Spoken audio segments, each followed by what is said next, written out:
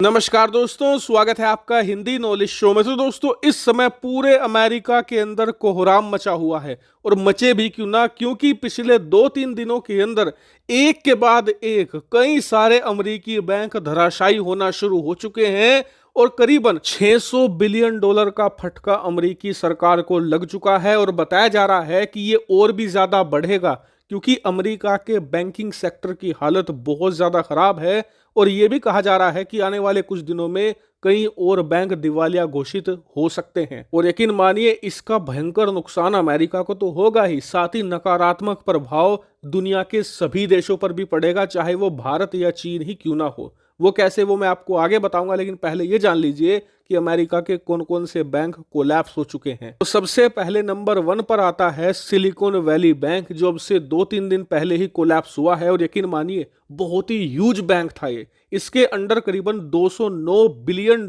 के asset manage किए जाते थे और मेनली ये बैंक डील करता था दुनिया भर की स्टार्टअप कंपनीज के साथ, चाहे वो भारत की कंपनी हो, चीन की हो, यूके की हो या फिर यूएस की हो, इनके एसेट को ही ये मैनेज करता था। ये कोलैप्स हुआ क्यों है? क्योंकि बैंक के पास पैसा ही नहीं था। दुनिया भर के जब डिपॉजिटर्स ने अपना पैसा वापस मांगा तो बैंक ने देने से इनकार कर दिया और इसीलिए ये बैंक पूरी तरीके से धराशायी हो चुका है। और आपको बता दूं कि $209 बिलियन का जो एसेट था उसका नुकसान तो हो ही चुका है, लेकिन अभी $180 बिलियन का नुकसान अभी और होगा अमेरिकी सरकार को, क्योंकि अमेरिकी राष्ट्रपति जो बाइडेन ने ऐलान किया है कि जिन जिन लोगों ने पैसा अपना इस बैंक में डिपॉजिट किया था उन्हें हम बेल आउट करेंगे, मतलब उनका पैसा उन्हें वापस दिया जाएगा। और ये करीबन $180 बिलियन के करीब बैठता है, यानी कि लगभग $390 बिलियन का भयानक फटका लगेगा अमेरिकी सरकार को इस सिलिकॉन वैली बैंक की वजह से।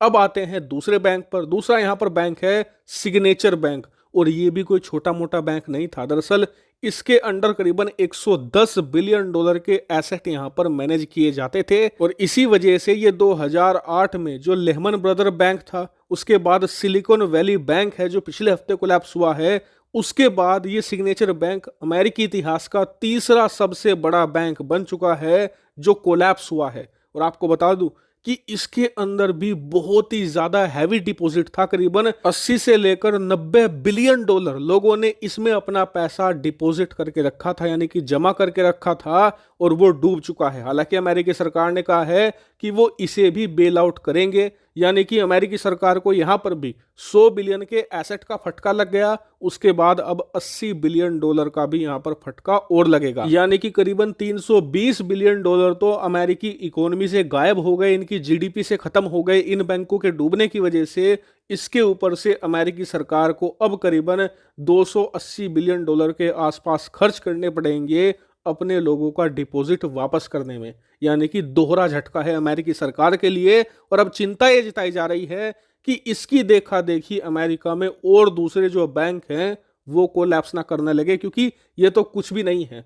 अमेरिका के अंदर ऐसे ऐसे बैंक हैं जो करीबन $3-3 ट्रिलियन के एसेट मैनेज करते हैं। उदाहरण के लिए करीबन 6 बैंक तो ऐसे हैं जिनकी जो टोटल एसेट्स हैं वो $1.1 ट्रिलियन से भी ज्यादा है। इसके अलावा करीबन 11 बैंक ऐसे हैं जिनकी एसेट वैल्यू $500 बिलियन से भी ज्यादा है। इससे आप समझ सकते हैं कि अमेरिका का बैंकिंग सेक्टर कितना ह्यूज है। और यकीन मानिए, एक बड़ा बैंक अगर यहां पर क्रैश हो गया तो अमेरिका की अर्थव्यवस्था बैठ जाएगी और उसके साथ पूरी दुनिया की भी। उदाहरण मैं आपको देता हूं 2008 का। उस समय भी लेहमन ब्रदर था जो एक बहुत ही बड़ा और शक्तिशाली बैंक था उस टाइम का, वो कोलैप्स कर गया था, जिसकी वजह से पूरी दुनिया की अर्थव्यवस्था क्रैश कर गई थी और उसे रिकवर होने में करीबन 3 साल का वक्त लगा था। इस बात से ना सिर्फ दुनिया बल्कि खुद अमेरिकी सरकार आज तक कांपती है और इसीलिए जैसे ही ये 2 बैंक क्रैश करे हैं उसके तुरंत बाद सभी बैंकों की, चाहे वो छोटा हो या बड़ा हो, सब पर बारीक नजर रखी जा रही है अमेरिकी सरकार द्वारा कि कहीं कोई बैंक अगर दिक्कत में हो तो उसे अभी सही किया जा सकता है। अचानक से अगर कोई बैंक क्रैश कर गया तो हमारी लंका लग जाएगी। हालांकि मैं यहां पर एंड में यही कहना चाहूंगा कि अगर हिंडनबर्ग ग्रुप भारतीय कंपनियों को निशाना बनाने की बजाय अपने बैंकों पर थोड़ा सा ध्यान दे लेता तो शायद ये नौबत नहीं आती। हालांकि पूरे मामले पर मैं आपको लगातार अपडेट देता रहूंगा। Thank you very much for watching video.